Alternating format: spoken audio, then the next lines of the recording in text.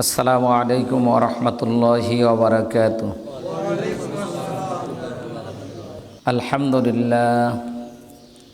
আলহামদুলিল্লাহি নাহমাদুহু ওয়া নাস্তাঈনুহু ওয়া নাস্তাগফিরুহু ওয়া নাউযু বিল্লাহি মিন শুরুরি আনফুসিনা ওয়া মিন সাইয়্যাতি আমালিনা। মান ইয়াহদিহিল্লাহু ফালা মুদিল্লা লাহু ওয়া মান ইউদ্লিলহু ফালা হাদিয়া লাহু। ওয়া আশহাদু আন্না সাইয়্যিদানা ওয়া মাওলানা মুহাম্মাদান আবদুহু ওয়া রাসূলুহু আল্লাযী আরসালাহু বিল হাক্কি বাশীরান ওয়া নাযীরা وَدَاعِيًا إِلَى اللَّهِ بِإِذْنِهِ وَسِرَاجًا مُنِيرًا فقد قال الله تعالى في كلامه المجيد। সকলেই আপনারা আমার সঙ্গে জবান খুলে তেলাওয়াত করুন। আউযু বিল্লাহি মিনাশ শাইতানির রাজীম। বিসমিল্লাহির রহমানির রহিম। ইন্না কাফাইনাকাল মুস্তাহজিইন। ক্বালা আন-নাবিয়্যু সাল্লাল্লাহু আলাইহি ওয়াসাল্লাম আল কাইয়িসু মান দা নাফসাহু ওয়া আলিমা লিমা বা'দাল মাউত। আল আজিজু মান আতবা'a নাফসাহু ওয়া হাওয়াহু তামান্না আলাল্লাহ। ওয়া আন আবি হুরায়রা রাদিয়াল্লাহু তাআলা আন ক্বালা রাসূলুল্লাহি সাল্লাল্লাহু আলাইহি ওয়াসাল্লাম বাদাআল ইসলামু গরীবান ইয়াউদুহু কামা বাদাআ ফাতুবু লিল গুরাবাই। রাওয়াহুল মুসলিম। ওয়া ক্বালা ফি শানি রাসূলুল্লাহি সাল্লাল্লাহু আলাইহি ওয়াসাল্লাম ইন্নাল্লাহা ওয়া মালাইকাতাহু ইউসাল্লুনা আলান নাবী ইয়া আইয়ুহাল্লাযীনা আমানু সাল্লু আলাইহি ওয়া সাল্লিমু তাসলিমা। দুরূদ শরীফ। আল্লাহুম্মা সাল্লি আলা মুহাম্মাদিন ওয়া আলা আলি মুহাম্মাদ কামা সাল্লাইতা আলা ইব্রাহিম ইন্নাকা হামিদুম মাজিদ। একটু জিকির করি লা ইলাহা, জবান খুলে লা ইলাহা লা ইলাহা। হায়াতের মালিক যেই আল্লাহ, মৌতের মালিক সেই আল্লাহ, আসমানের মালিক যেই আল্লাহ, জমিনের মালিক সেই আল্লাহ। লা ইলাহা, জোরে লা ইলাহা লা ইলাহা লা ইলাহা ইল্লাল্লাহু মুহাম্মাদুর রাসূলুল্লাহ সাল্লাল্লাহু আলাইহি ওয়াসাল্লাম। মুআজ্জাজ মুহতারাম, অত্র মসজিদের আমার প্রিয় মুসল্লিবৃন্দু, আলোচনার শুরুতে আন্তরিক মোবারকবাদ ও সালাম। আসসালামু আলাইকুম ওয়া রাহমাতুল্লাহি ওয়া বারাকাতুহু। কেমন আছেন আপনারা? মহান মহিয়ান গরিয়ানের দরবারে শুকুর ও সুজুদ, যে মালিক, যে রব্বে কারিম দুনিয়ার সকল ব্যস্ততার ভিতর দিয়েও পবিত্র জামাদিউস সানি মাসের দ্বিতীয় জুম্মায় 11ই জামাদিউস সানিতে হেমন্তের শেষ প্রহরে অগ্রহণের 28 তারিখে ডিসেম্বরের বিজয়ের মাসে যেই মনিব আমাদেরকে তার ঘর মসজিদে নিয়ে আসলেন, সেই মনিবের শুকরিয়া আদায় করছি। জবান খুলে সকলে বলছি আলহামদুলিল্লাহ। রব্বানা লাকাল হামদ হামদান কাসীরান মুবারাকান তাইয়িবান ফীহি লিজালালি ওয়াজহিকা ওয়া আযীমি সুলতানিক। সেই সাথে লাখো কোটি দরুদ সালাম বর্ষিত হোক পথহারা মানুষের পথের দিশা যিনি দিয়েছেন, সাইয়্যিদুল মুরসালিন আশরাফুল আম্বিয়া বিশ্বনবী, আপনার আমার হৃদয়ের স্পন্দন, আউয়ালিন আখিরিন, সরারে কায়নাত, সেই নবী পাকের দরবারে আমরা দরুদ ও সালাম পাঠ করছি। সকলে বলছি সাল্লাল্লাহু আলাইহি ওয়াসাল্লাম। সম্মানিত মুসলিমবৃন্দ, গত জুম্মায় আমি আপনাদের সামনে বলেছিলাম যে আজকের খুতবার বিষয় হবে বিদ্রূপকারীদের বিরুদ্ধে আমার আল্লাহই যথেষ্ট, নাকি বলেন? মনে আছে তো? সূরাতুল হিজরের ভিতরে আল্লাহ তাআলা এই জন্য বলেছেন, একটি মাত্র আয়াতে কারিমা আপনাদের খেদমতে পেশ করা হয়েছে। মহান আল্লাহ সুবহানাহু ওয়া তাআলা বলেন, ইন্না কাফাইনাকাল মুস্তাহজিইন। বলেন আল্লাহু আকবার। ইন্না নিশ্চয়, কাফাইনাকা আপনার জন্য আমিই যথেষ্ট, মুস্তাহজিইন বিদ্রূপকারীদের বিরুদ্ধে। কাদের বিরুদ্ধে? বিদ্রূপকারীদের বিরুদ্ধে। এই একটি আয়াতের অর্থ আমরা শুনলাম। তো এখন আমার আল্লাহই আমার জন্য কি? এটা রাসূলের জন্য যথেষ্ট, আমাদের জন্য যথেষ্ট, নাকি বলেন?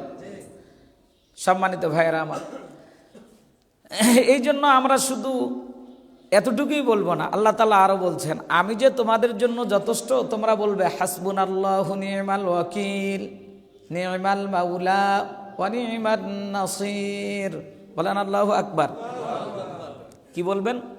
হাসবুনাল্লাহু, বলেন আমার সঙ্গে, হাসবুনাল্লাহু নি'মাল ওয়াকিল, নি'মাল মাওলা ওয়া নি'মান নাসির। হ্যাঁ, এই দোয়া বেশি করে পড়বেন, তাহলে আল্লাহ আপনার জন্য যথেষ্ট হয়ে যাবে।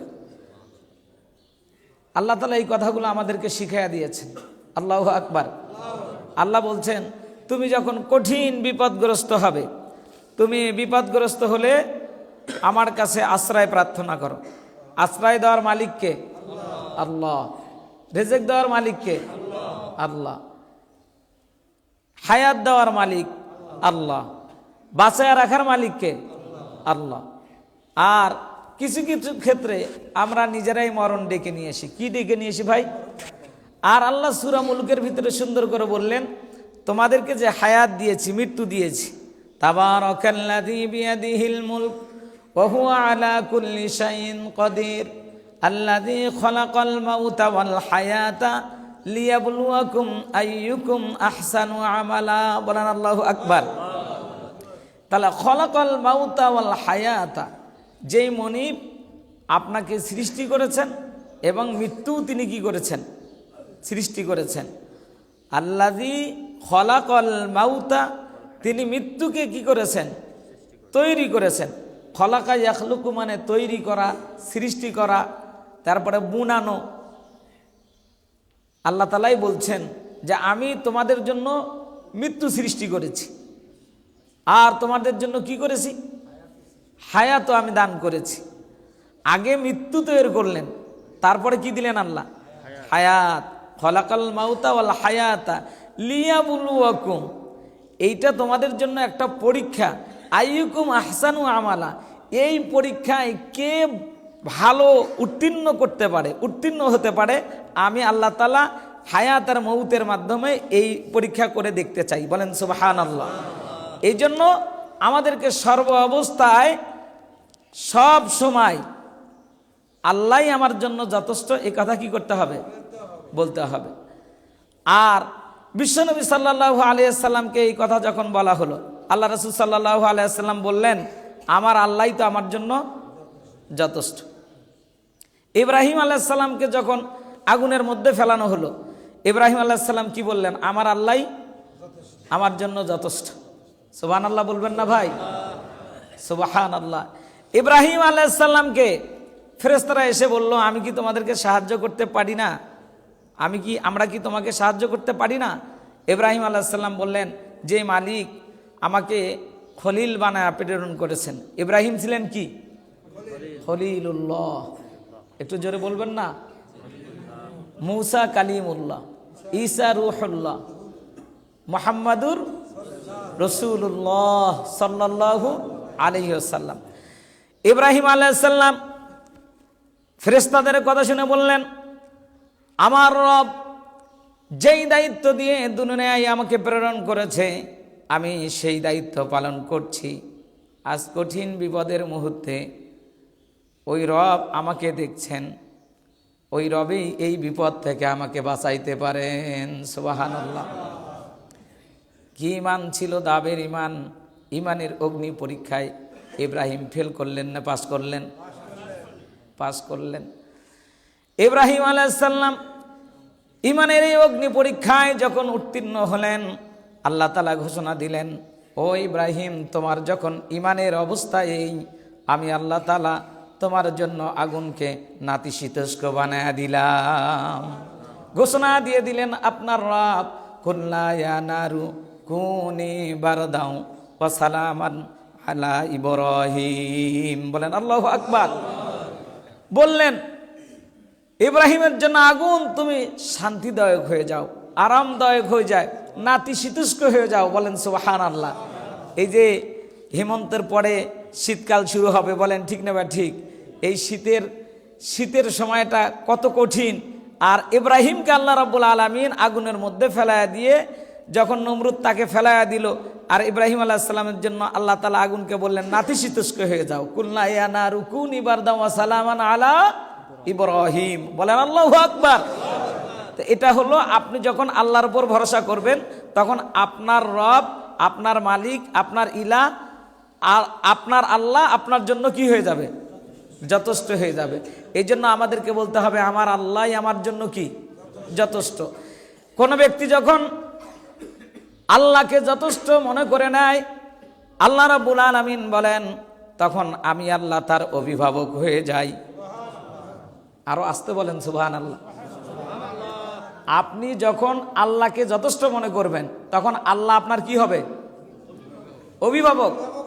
আল্লাহ যদি অভিভাবক হয়ে যায়, আল্লাহর চেয়ে বড় কোনো অভিভাবক আছে নাকি?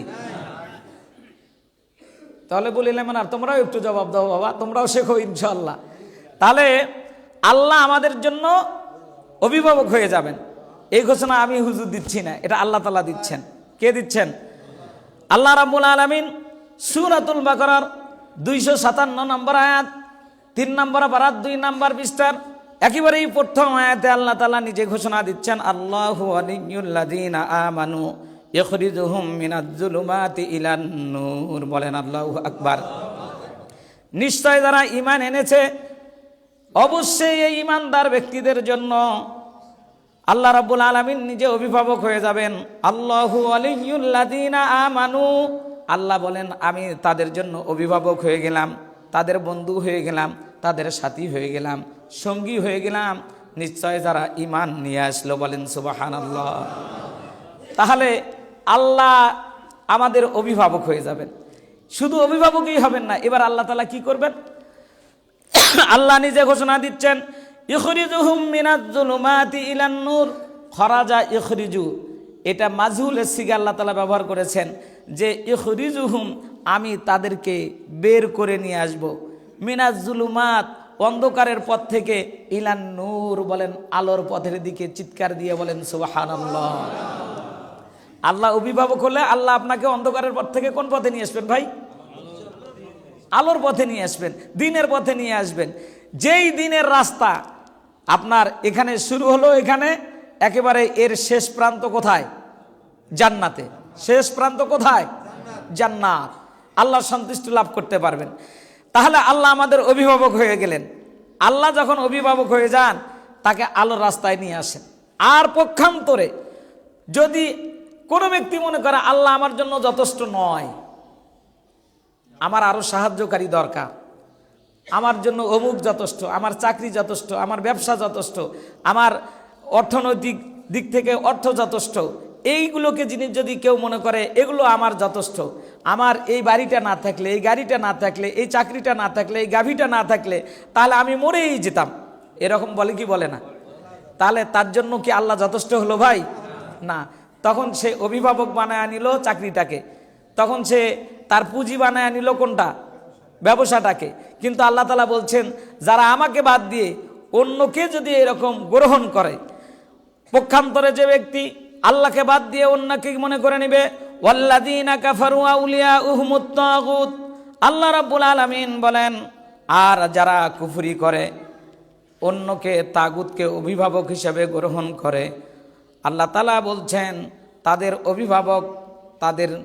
অভিভাবক হলো, তাদের সাথী হলো তাগুত। নাউযুবিল্লাহ। আরেকটু জোরে বলেন ভাই, নাউযুবিল্লাহ।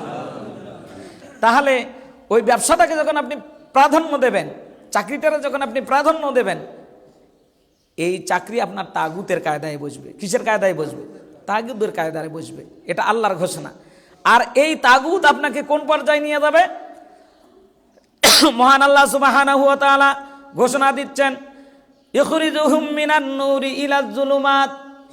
আর এই তাগুত, যখন কোনো ব্যক্তি তাগুতকে অভিভাবক হিসেবে, বন্ধু হিসাবে, সাথী হিসাবে, সঙ্গী হিসাবে গ্রহণ করে নিল, ইখরিজুহুম মিনান নূর, তখন ওই ব্যক্তিকে আলোর পথ থেকে ইলাজ যুলুমাত, ধীরে ধীরে তাগুত অন্ধকারের রাস্তার দিকে নিয়ে যাবেন।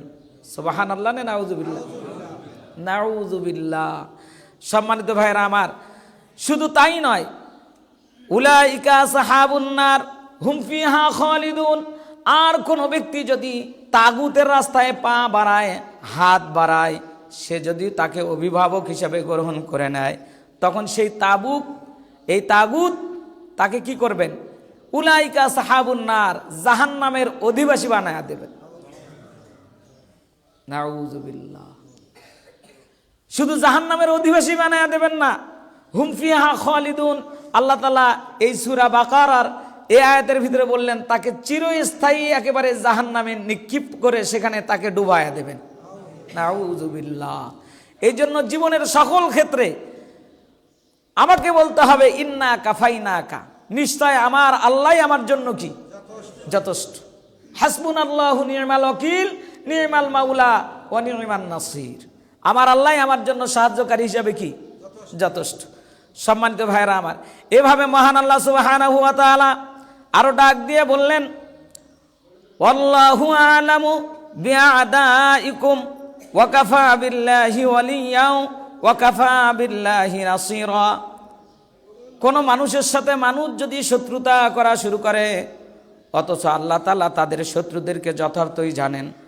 আপনি একজন মানুষের সাথে যত শত্রুতাই করেন না কেন, মুমিনের সাথে আপনি যত বিদ্বেষপূর্ণ আচরণই করেন না কেন, আল্লাহ তাআলা বলেন তার সম্পর্কে আমি আল্লাহর চেয়ে বেশি কেউ জানে না। বলেন সুবহানাল্লাহ। আর যে ব্যক্তিগুলোকে আল্লাহ নিজের জন্য যথেষ্ট মনে করে আল্লাহর উপর ধারণা দেয়, আল্লাহ তাআলা তাদের সম্পর্কে বলেছেন, ওয়াকাফা বিল্লাহি ওয়ালিয়্যাও, অভিভাবক হিসেবে ওই মুমিন ব্যক্তির জন্য আমি আল্লাহ কি যথেষ্ট নই? বলেন আল্লাহু আকবার। ওয়াকাফা বিল্লাহি ওয়ালিয়্যা, আর অভিভাবক হিসেবে আল্লাহই তো যথেষ্ট। ওয়াকাফা বিল্লাহি নাসীরা, সূরাতুন নিসার 45 নম্বর আয়াতের ভিতরে আল্লাহ তাআলা এখানেও বললেন যে আল্লাহই যথেষ্ট উত্তম সাহায্যকারী হিসেবে। বলেন সুবহানাল্লাহ। অভিভাবক হিসেবেও আল্লাহ যথেষ্ট, সাহায্যকারী হিসেবেও কে যথেষ্ট? আল্লাহই যথেষ্ট। সম্মানিত ভাইরা আমার, এভাবে মহান রব আল্লাহ তাআলা ডাক দিয়ে বললেন, কোন ব্যক্তি যদি আল্লাহকে যথেষ্ট মনে করে অভিভাবক হিসেবে, তখন তার 4 জন বন্ধু হয়ে যায়। কয়জন বন্ধু হয়ে যায়? 4 জন। 1 নাম্বার হলো ইন্নামা ওয়ালিয়ুকুমুল্লাহ। বলেন আল্লাহু আকবার।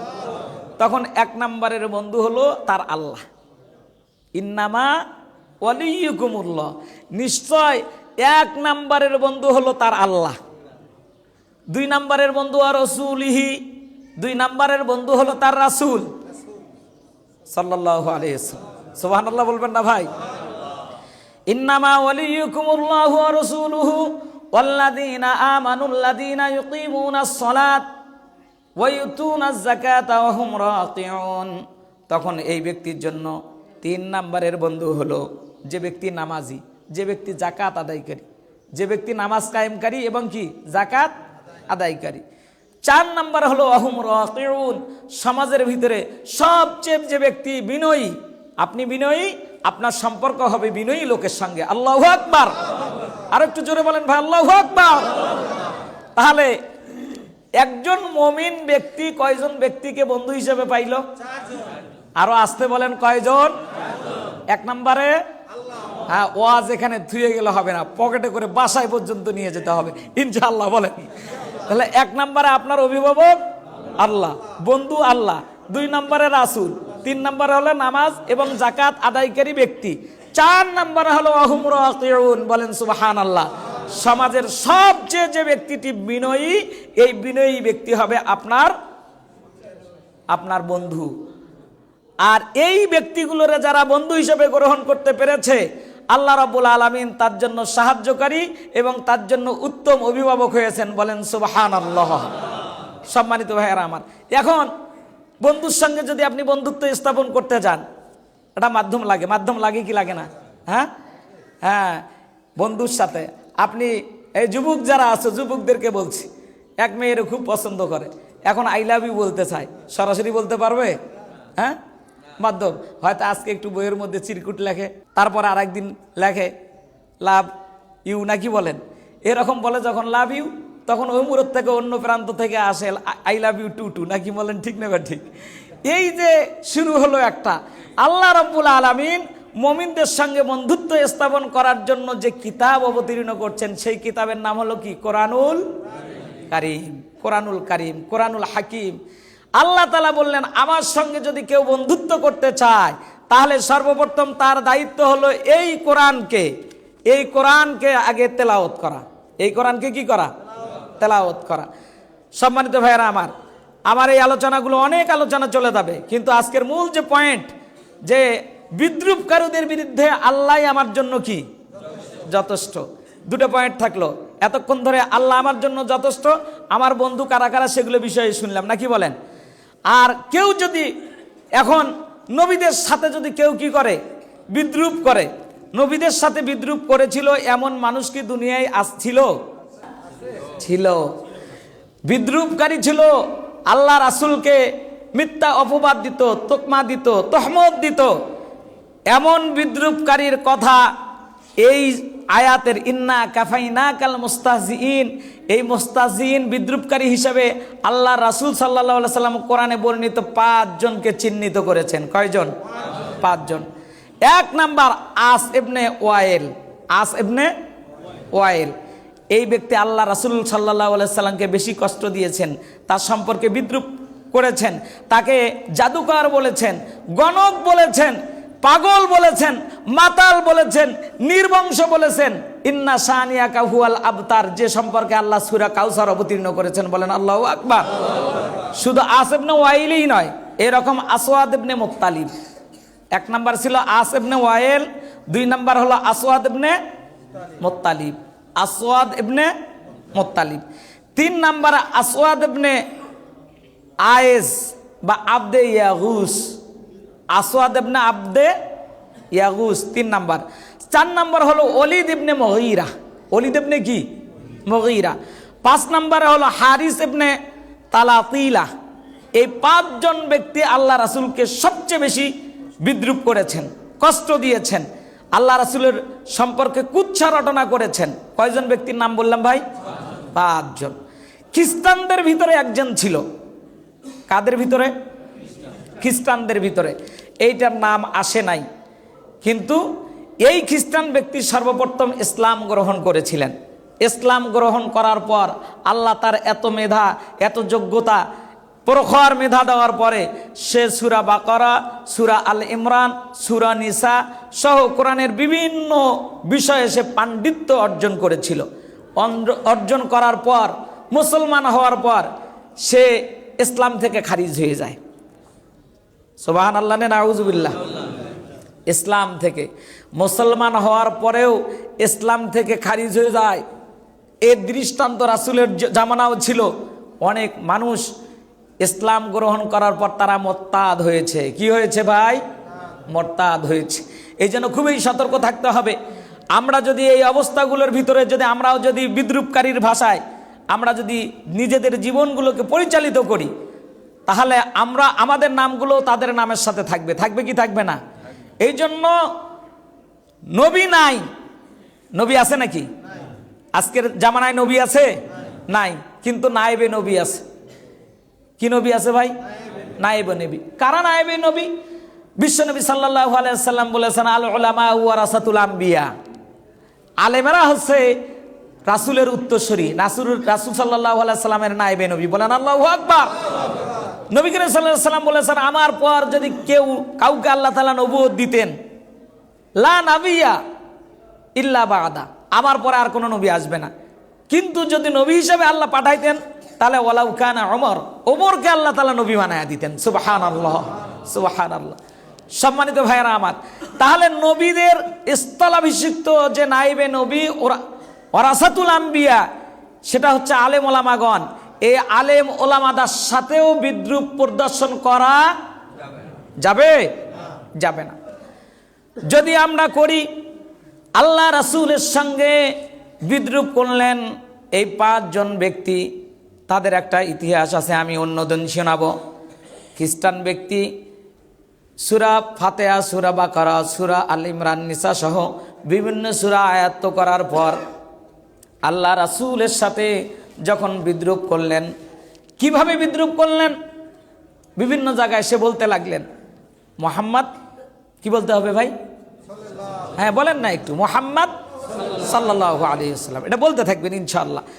এর আগেও আপনাদেরকে শুনিয়েছি, আল্লাহ রাসূলের নাম শুনবেন, দরুদ শরীফ পড়বেন, সাথে সাথে আল্লাহ 10টা রহমত আপনার উপর অবতীর্ণ করবে।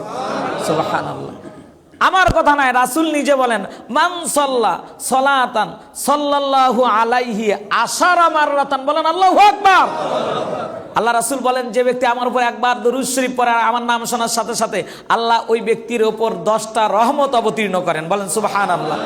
আল্লাহ রাসূল আরো বলেছেন, এই যে এটা তো মসজিদের মেম্বার নাই, হয়ে যাবে ইনশাআল্লাহ। মেম্বার আল্লাহ রাসূলের 3টা থাক, কয়টা থাক? প্রথম তাকে পা রাখলেন, বললেন আমিন। দ্বিতীয় থেকে পা রাখলেন, বললেন আমিন। তৃতীয় থেকে পা রাখলেন, বললেন আমিন। সাহাবা আজমাইন জিজ্ঞেস করলেন, ইয়া রাসূলুল্লাহ, আপনি আমিন বলার কারণটা কি? নবী করিম সাল্লাল্লাহু আলাইহি ওয়াসাল্লাম বললেন, আমি 3টি কারণে 3টি আমিন বলেছি। বলেন আল্লাহু আকবার। প্রথম নাম্বার কারণ হলো, রমজান মাস পাওয়ার পর আমার যে উম্মাহ গুনাহ মাফ করে নিতে পারলো না, জিবরাইল বলল ওই লোকের ধ্বংস হয়ে যাক। আল্লাহ রাসূল এই কথা শুনে তখন বললেন কি? আমিন। মানে আল্লাহ তুমি কি করো? কবুল করো। আমিন মানে কি? আল্লাহ তুমি কবুল করো। এরপরে বললেন যে জিবরাইল আলাইহিস সালাম আমার কানে বলল, আপনার নাম শোনার পর যে ব্যক্তি, যে উম্মাহ আপনার উপর দরুদ শরীফ পড়ে না, আল্লাহ ওইটার ধ্বংস কামনা করেছেন। নবী করিম সাল্লাল্লাহু আলাইহি ওয়াসাল্লাম কি বললেন? আমিন। এই জন্য নাম শোনার পর যদি দরুদ শরীফ না পড়ি, তাহলে ধ্বংস কপালে লেখা হয়ে যাবে। কি লেখা হয়ে যাবে ভাই? ধ্বংস লেখা হয়ে যাবে। 3 নাম্বারে হলো, যে ব্যক্তি তার মা বাপ দুনিয়ায় বেঁচে থাকাকালীন অবস্থায় খেদমত করে জান্নাত অর্জন করতে পারলো না, নবী করিম সাল্লাল্লাহু আলাইহি ওয়াসাল্লাম বললেন, জিবরাইল তখন আমার বলল যে ওই সন্তানের ধ্বংস হয়ে যাক। আল্লাহ রাসূল বললেন আমিন। সম্মানিত ভাইয়েরা আমার, এতগুলো মানুষ রাসূলের নাম শোনার পর আমিন বলার দরকার আছে না নাই? সাল্লাল্লাহু আলাইহি ওয়াসাল্লাম বলার দরকার আছে নাকি? বলেন। মা বাপ থাকলে তাদের, আগামী জুম্মায় আমরা মা বাবার খেদমত সম্পর্কে আলোচনা করব ইনশাআল্লাহ। এই জন্য সূরা বনী ইসরাঈলের ওয়াকাদা রাব্বুকা আল্লা তা'বুদু ইল্লা ইয়্যা ওয়া বিল ওয়ালিদাইনি ইহসানা, এখান থেকে কয়েকটি আয়াত পড়ে আসবেন ইনশাআল্লাহ, তাহলে বুঝতে সুবিধা হবে আপনাদের জন্য। তাহলে এই খ্রিস্টান ব্যক্তি বলে বেড়াতে লাগলো, মুহাম্মদ রাসূলুল্লাহ সাল্লাল্লাহু আলাইহি ওয়াসাল্লাম তোমাদেরকে যে আয়াতগুলো পড়ে শোনান, ওই আয়াতগুলো তো আমি তাকে লিখে লিখে দেই। আমি তাকে কি করি? লিখে লিখে দেই। আরে এই কথাগুলো তো আমি তারে শিখাইছি। আমাদের উপরে, আমাদের আগে যে কিতাব ছিল না, ওই কিতাব থেকে আমি শিখেছি, শিখে তাকে লিখে লিখে দেই, আর সেগুলো তোমাদেরকে মুহাম্মদ শোনায়। সুবহানাল্লাহ না নাউজুবিল্লাহ। এভাবে সে বিভিন্ন জায়গায় কুচ্ছা রটনা করতে লাগলো। বিশ্বনবী সাল্লাল্লাহু আলাইহি ওয়াসাল্লাম আল্লাহর কাছে দোয়া করলেন, ওগো রব, ওগো রব্বে কারীম, আপনার এই বান্দা আমার সম্পর্কে সমাজে বিভ্রান্তমূলক কথা বলে বেড়াচ্ছে, তুমি এর একটা ব্যবস্থা করো। কি করো? এর একটা ব্যবস্থা করো। আল্লাহ রাসূলের এতটুকু কথাই তার জন্য যথেষ্ট হয়েছে। বলেন সুবহানাল্লাহ। কেমন যথেষ্ট হলো? আল্লাহ রাসূলের দোয়া করা শেষ, কয়েকদিনের মধ্যেই এই খ্রিস্টান ব্যক্তি দুনিয়া থেকে বিদায় নিলেন। কি নিলেন? বিদায় নিলেন। তার মৃত্যু হলো। মৃত্যু হওয়ার পর এই খ্রিস্টান ব্যক্তি যখন খ্রিস্টানেরা তাদের রীতিনীতি অনুযায়ী তাকে দাফন করলো, কবরের ভিতরে রাখলো। কবরের ভিতরে রাখার পরে দাফন করে চলে আসলো। পরের দিন সবাই মিলে গিয়ে দেখে এই লাশ আর কবরে নাই, কবর থেকে মাটির উপরে উঠে আসে। সুবহানাল্লাহ, নাউজুবিল্লাহ। এটা হচ্ছে বিদ্রূপকারীদের অবস্থা। খ্রিস্টানরা বলতে লাগলো তখন, এই লোকটা মুহাম্মাদের সঙ্গে কি বলতে হবে ভাই? বলেন না একটু সাল্লাল্লাহু আলাইহি ওয়াসাল্লাম। আমি মুহাম্মদ বলবো, আপনারা কি বলবেন? সাল্লাল্লাহু আলাইহি ওয়াসাল্লাম। যে মুহাম্মাদের লোকেরা তার উপর এতটাই রাগ, এতটাই গোসা, এতটাই তার সাথে শত্রুতা পরায়ণ ছিল, সে মারা গেছে, মারা যাওয়ার কারণে তাকে কবর থেকে লাশ তুলে কবরের উপরে রাখছে। অথচ আল্লাহ রাসূল জানেনই না। কিন্তু এটা হচ্ছে আল্লাহর সাথে রাসূলের সঙ্গে বিদ্রূপ করার কারণে আল্লাহ রাব্বুল আলামিন তাকে কি দিচ্ছেন? এই শাস্তি দিচ্ছেন। সম্মানিত ভাইরা আমার, এইবার খ্রিস্টানরা কি করলো? আগের দিনের চেয়ে পরের দিন আরো গভীর কবর খনন করে, বেশি ডিপ করে কবর খনন করে সেই কবরের ভিতরে রাখলো, যাতে করে লাশ কেউ তুলতে না পারে। আজকে যেরকম মাটি কাটা আমাদের দেশে কি নামছে? ভেকু নামছে। আমরা যেটা কি বলি ভাই, ভেকু নামছে। এরকম গভীর কবর খনন করে তার মধ্যে যখন তাকে রাখা হলো, রাখার পর খ্রিস্টানেরা ভাবলো আজ আর মুহাম্মাদের কোন লোকেরা এই কবর থেকে লাশ উঠাতে পারবে না। আসল লাশ কি মুহাম্মদ সাল্লাল্লাহু আলাইহি সাল্লামের কোন লোক তুলছে ভাই? কে তুলছেন? আপনার রব, আপনার মালিক। পরের দিন এত গভীর করে কবর খনন করার পর সেই কবরে যখন তাকে মাতবুম করে দিল, মাতবুম করে দেওয়ার পর সেখানে দেখা গেল যে রেখে তারা ভাবলো, নিশ্চিন্তে থাকলো যে আর কেউ তোলার ক্ষমতা নাই। কিন্তু পরের দিনও যা দেখে কবর থেকে লাশ উপরের দিকে উঠে আসে। নাউজুবিল্লাহ। এটা হচ্ছে বিদ্রূপকারীর পরিণতি। সিদ্ধান্ত নিল আমরা যে আগের দিন মুহাম্মাদের দোষ দিলাম, তার লোকজনের দোষ দিলাম, আসলে তাদের তো ক্ষমতা নাই এত গভীর থেকে এই লাশ তোলার। নিশ্চয় এই লোকটা আল্লাহর সঙ্গে নাফরমানি করার কারণে, আল্লাহ রাসূলের সাথে বেয়াদবি করার কারণে, বিদ্রূপ করার কারণে আল্লাহই তার এই শাস্তি দিচ্ছে। সম্মানিত ভাইয়েরা আমার, তার লোকেরা পরের দিন আরো গভীর করে তারা ভাবলো যে এই লাশকে আমাদের কবরে দাফন করতে হবে। আরো গভীর করে কবরে লাশ দাফন করা হলো। এত গভীর করলো যে দুনিয়ার কেউ হয়তো এই কবর থেকে তোলা সম্ভব ছিল না। কিন্তু তৃতীয় দিনও কবরে মাতবুম করার পর মহান রব্বে কারিম তাকে কবর থেকে আবার উপরে উঠায়া রাখলেন। আউযুবিল্লাহ। আল্লাহ তাআলা সঙ্গে সঙ্গে আল্লাহ রাসূলের উপরে আয়াত অবতীর্ণ করে জানায়া দিলেন, ওগো নবীজি, আপনার সঙ্গে যে 5 জন বেয়াদব আপনার সম্পর্কে যে বিদ্রূপ পোষণ করেছে, এই বেয়াদবের মতোই তাদের পরিণতি হবে। বলেন আল্লাহু আকবার। আমি এই বেয়াদবকে যে শাস্তি দিলাম, ইন্না কাফাইনা কাল মুস্তাহজিন, আমি বিদ্রূপকারীদের বিরুদ্ধে আপনার জন্য যথেষ্ট, আর বেয়াদবকারীদেরকে পৃথিবীবাসীর জন্য এরকম দুনিয়ায় দৃষ্টান্ত তো দেখায়া দিলাম। কেউ যদি আল্লাহ রাসূল সম্পর্কে, কোরআন সম্পর্কে, নায়েবে নবীদের ব্যাপারে এইরকম কোনো বিদ্রূপ আচরণ করে, তাহলে তাদের পরিণতিও এইরকম হবে, কবরেও তাদের পচবে না। শেষ পর্যন্ত এই খ্রিস্টান ব্যক্তির লাশ কবরের উপরেই থাকলো। লাশের কাছে যাওয়ার কেউ কারো শক্তি হলো না, কোনো ব্যক্তি তাকাইতে পারলেন না। শেষ পর্যন্ত দুনিয়ার জমিনে এই লাশটারে বিভিন্ন হিংস্র প্রাণীরা এসে তার লাশ তারা কি করলেন? ক্ষত বিক্ষত করলেন, খণ্ডিত করলেন। সেই লাশটা শেষ পর্যন্ত পচে দুর্গন্ধ হয়ে এই দুনিয়ার উপরেই শেষ হয়ে গেল। সম্মানিত ভাইয়েরা আমার, এই জন্য মহান আল্লাহ তাআলা বলেছেন যে কোনো ব্যক্তি যদি আল্লাহ রাসূলের সঙ্গে বেয়াদবি করে, নায়েবে নবীদের সাথে বেয়াদবি করে, তাহলে তার জন্য ইন্না কাফাইনা কাল মুস্তাহজিন, আমার আল্লাহই যথেষ্ট বিদ্রূপকারীদের বিরুদ্ধে। বলেন আল্লাহু আকবার। সম্মানিত ভাইয়েরা আমার, তাই আসুন আজকের খুতবার আরো আলোচনা, অনেক আলোচনা। নবী করিম সাল্লাল্লাহু আলাইহি ওয়াসাল্লাম বলেছেন যে এই পৃথিবীতে ইসলামটা আসছে একাকী এবং নিঃসঙ্গ অবস্থায়। সুবহানাল্লাহ বলবেন না? আজকের খুতবার যে আলোচনা আসছে, ওয়ান আবি হুরায়রা রাদিয়াল্লাহু তাআলা আন ক্বালা নবী সাল্লাল্লাহু আলাইহি ওয়াসাল্লাম বাদাল ইসলামু গরীবান ইয়াউদুহু কামা বাদাআ ফাতুবু লিল গুরাবাই, রাওয়াহুল মুসলিম। বলেন আল্লাহু আকবার। আল্লাহ রাসূল বলেন যে নিশ্চয় এই পৃথিবীতে ইসলামের কোনো পরিচিতি ছিল না। ছিল কি?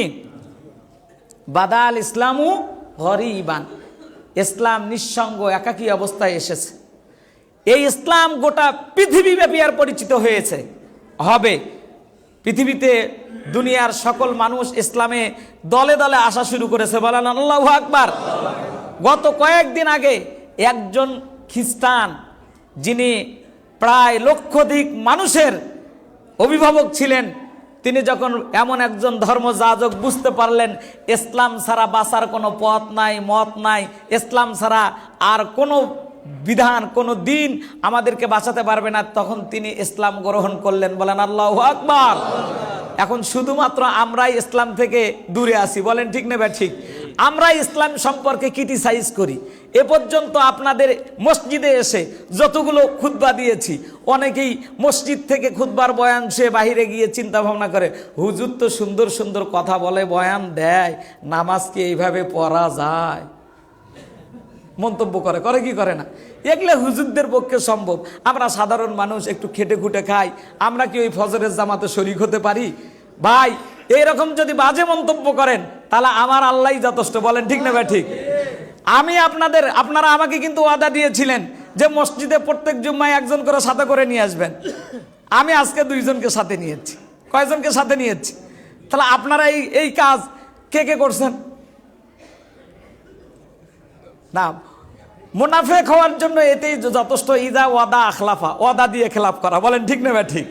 আমি বলেছি আফতাবগঞ্জের বাসিন্দা যারা আছেন অন্তত পক্ষে জুম্মায় আপনাদের সন্তান আদি নাতি পুতি যারা আছে তাদেরকে সাথে করে নিয়ে মসজিদে আসবেন, বলেন ঠিক না ঠিক? অন্তত পক্ষে আসার সময় রাস্তার মাঝে যাকেই পাবেন, ভাই একটু মসজিদে তাড়াতাড়ি আসো। জুম্মার দিনে আল্লাহ রাসূল বলছেন যদি জুম্মার দিনে কোনো ব্যক্তি জুম্মার গুরুত্ব সম্পর্কে জানতো তাহলে জুম্মার নামাজ পড়ার জন্য হামাগুড়ি দিয়ে হলেও মুয়াজ্জিনের আজান হওয়ার সাথে সাথে মসজিদের দিকে আসতো, বলেন আল্লাহু আকবার। দেখেন আপনারা সৌদি আরব যারা গেছে, এখানে হাজী সাহেব যারা আছে, আজান হওয়ার সাথে সাথে এক মুহূর্ত আর দেরি নাই, দোকানগুলো খোলা আছে, ব্যবসা প্রতিষ্ঠান খোলা আছে, সব খোলা আছে, মানুষগুলো ডাকতেছে হাইয়া আলাস সালাহ, হাইয়া আলাল ফালাহ, নামাজের দিকে আসো, সফলতার দিকে আসো, বলেন আল্লাহু আকবার। আর আমরা আজান শুনে কি করি বলেন? হুজুর তো কেবল খুতবা শুরু করছে, এরপরে তো বয়ান শেষ করবে, তারপরে 2টা খুতবা দেবে, আমি কোনো রকম ঢুক্কুর মুক্কুর করে আল্লাহু আকবার, বলেন ঠিক না ঠিক? আরে ভাই, এটা তো সাহাবীদের আমলের বাহির। সাহাবীদের আমল ছিল।